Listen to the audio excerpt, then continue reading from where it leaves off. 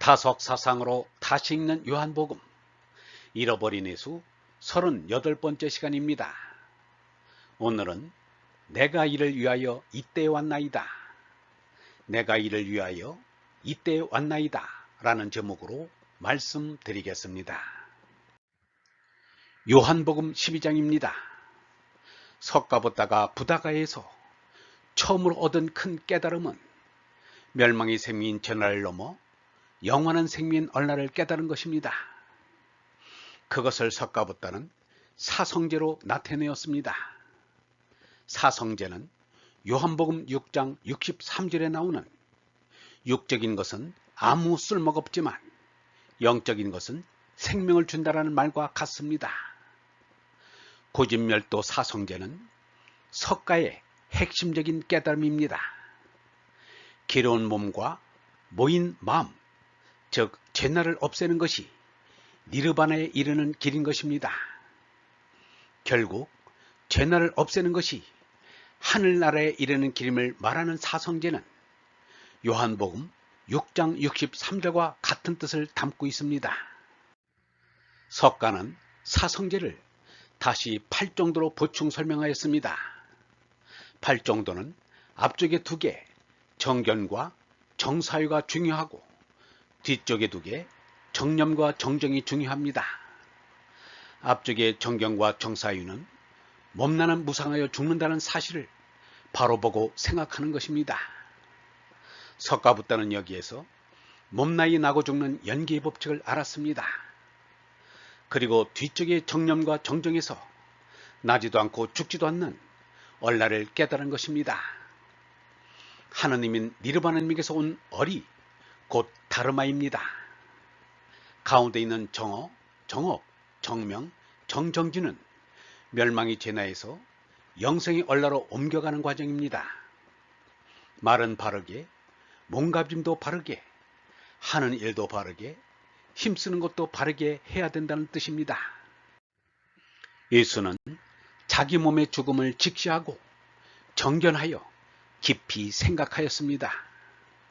공관복음에서는 예수가 자신의 죽음을 3차례나 예고하는 것으로 되어 있습니다. 나는 바로 이 고난의 시간을 겪으러 온 것이다. 유영모도 예수를 본받아 죽음을 바로 보고 산 사람입니다. 훌륭한 권투 선수가 상대방 선수의 주먹에서 눈을 떼지 않듯이 참 사람은 늘 자신의 죽음을 의식하면서 삽니다. 죽음을 생각하여 언제 떠나도 미련이 없도록 준비와 각오를 하면 좀 더 생각을 깊이 하게 된다. 미련이 없도록 준비와 각오를 하면 좀 더 생각을 깊이 하게 된다. 몸이 아프면 죽음을 생각하게 된다. 아픔이 없으면 죽음 생각을 안 하게 된다. 사람의 몸은 아끼고 아끼다가 흙이 된다. 자신의 죽음을 바로 보기를 두려워하는 이들이 많습니다. 가능한 한 죽음에 대한 생각은 하지 않으려고 합니다. 참으로 어리석은 일입니다. 우리는 자신의 그림자를 따돌릴 수 없듯이 죽음도 따돌릴 수 없다는 것을 알아야 합니다. 참 사람은 죽음을 타고 다니고 죽음을 베고 잡니다. 유영모는 고별 강의를 여러 번 하였습니다. 유영모가 66살 때 1년 뒤에는 자기가 죽는다며 사망 예정일을 공표하였습니다. 그러고는 자기 죽음의 초상을 자기가 치르고 자기의 대상도 직접 치렀습니다. 인도의 시인 타고르도 그의 시 기탄잘리에서 자기 초상을 자기가 치르는 것을 시로 읊었습니다. 예수도 자기 장례식을 먼저 치렀습니다. 예수는 유대교 지도부 사람들의 요주의 인물 제1호가 되었으며 그들은 호시탐탐 예수의 목숨을 노리고 있었습니다. 그런데도 예수가 평안히 쉴 수 있는 곳이 있었으니 마르타와 마리아 자매가 살고 있는 베다니아 마을이었습니다. 베다니아 마을은 예루살렘 성전에서 3km 거리에 있는 감난산으로 번역된 올리브 동산이 나옵니다.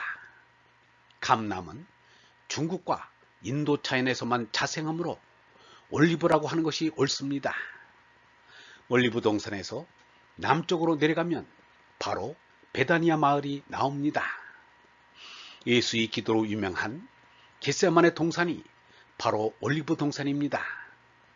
그곳에 올리브유 짜는 틀이 있어 겟세마네라는 이름이 붙었습니다.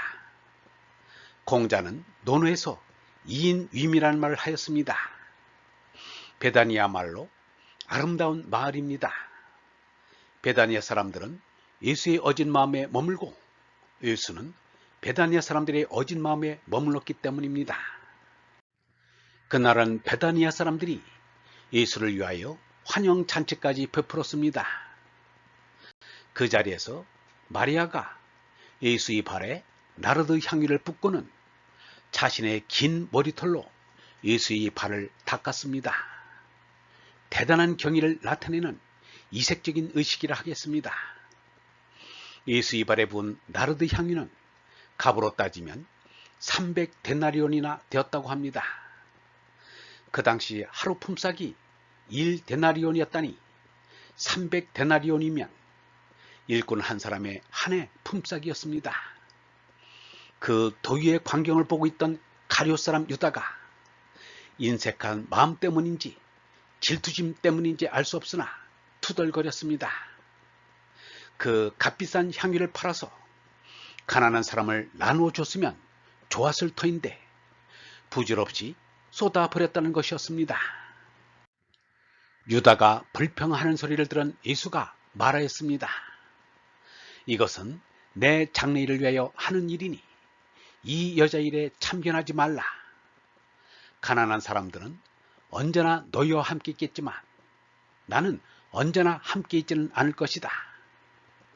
이스라엘에서는 물로 귀변의 발을 씻어주는 풍습이 있는데 마리아는 물 대신 나르드 향유를 쓴 것입니다.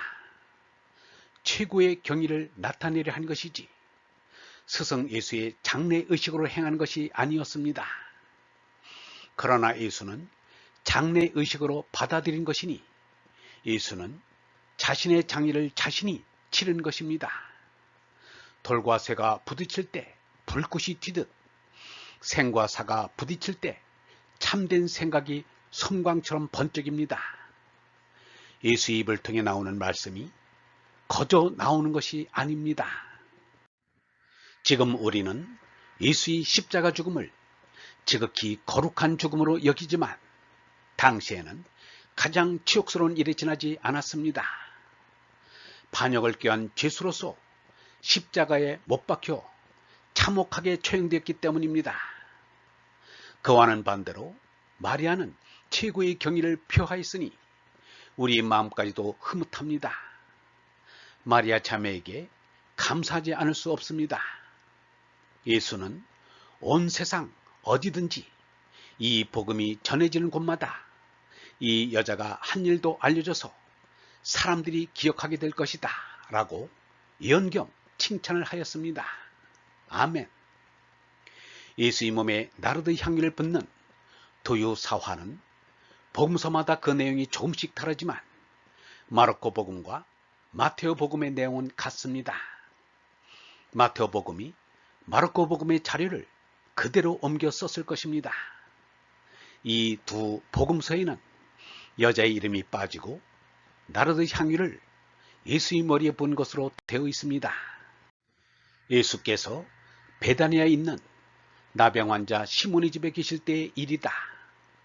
마침 예수께서 음식을 잡수시고 계셨는데 어떤 여자가 매우 값진 순나르드 향유가 든 옥합을 가지고 와서 그것을 깨뜨리고 향유를 예수의 머리에 부었다. 머리에 기름을 붓는 의식은 임금이나 성직자에게 하였습니다. 이는 예수가 메시아임을 암시하려는 저희를 보인 것입니다. 메시아라는 말은 기름 붓다라는 뜻입니다.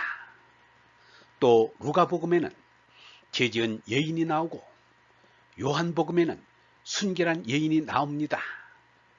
일부 학자들은 각기 다른 두 이야기로 보기도 하지만 사건을 달리 쓴 것으로 보는 것이 일반적인 견해입니다.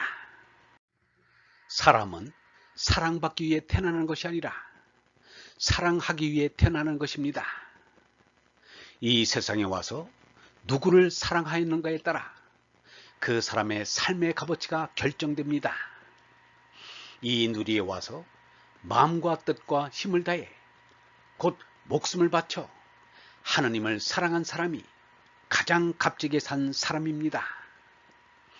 예수가 이르기를 재물을 땅에 쌓아두지 마라. 땅에서는 좀먹거나 녹이스로 못쓰게 되며 도둑이 뚫고 들어와 훔쳐간다.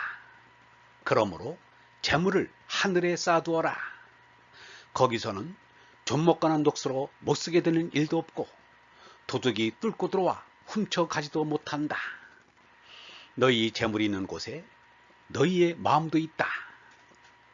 보물을 땅에 쌓지 말고 하늘에 쌓으라는 말은 땅 위에 있는 것을 사랑하지 말고 하늘에 계시는 하느님을 사랑하라는 말입니다. 마리아 자매는 예수를 지성으로 사랑하였으니 보물을 하늘에 쌓았다고 할 수 있습니다. 예수가 스스로 일컫기를 나는 땅에 속한 것이 아니라 하늘에 속한 사람이라고 하였기 때문입니다. 너희는 아래서 왔지만 나는 위에서 왔다. 너희는 이 세상에 속해 있지만 나는 이 세상에 속해 있지 않다. 하느님에게서 온 사람은 하느님의 말씀을 듣는다. 너희가 그 말씀을 들으려 하지 않는 것은 너희가 하느님에게서 오지 않았기 때문이다. 땅에 속한 사람과 하늘에 속한 사람의 판단 기준은 하느님이 보내주시는 하느님의 생명인 얼라로 손 낳느냐 못 낳느냐에 있습니다. 유영모는 세상에서 귀하게 여기는 것은 아무것도 가지지 아니하였습니다. 권력도 금력도 학력도 가진 것이 없었습니다. 그러나 영원한 생명인 얼라를 깨달은 하나님 아들임에 틀림없습니다. 그래서 우리는 그를 경외하지 않을 수 없습니다. 유영모가 예수를 가장 사랑한 것도 그 때문이었습니다. 얼번 여러분, 사람은 사랑받기 위해 태어난 것이 아니라 사랑하기 위해 태어난 것입니다. 우리가 이 세상에 와서 누구를 사랑하는가에 따라 그 사람의 삶의 값어치가 결정됩니다. 마음과 뜻과 힘을 다해 하느님을 사랑한 사람이 가장 값지게 산 사람입니다. 보물을 땅에 쌓지 말고 하늘에 쌓으라는 말은 땅 위에 있는 것을 사랑하지 말고 하늘에 계시는 하나님을 사랑하라는 말입니다. 예수는 육적인 것은 아무 쓸모가 없지만 영적인 것은 생명을 준다고 하였습니다. 하느님을 사랑하는 것이 영적인 것입니다. 우리가 이를 위하여 이때에 여기 온 것입니다. 영성신학원 다속 아카데미의 하늘소리였습니다.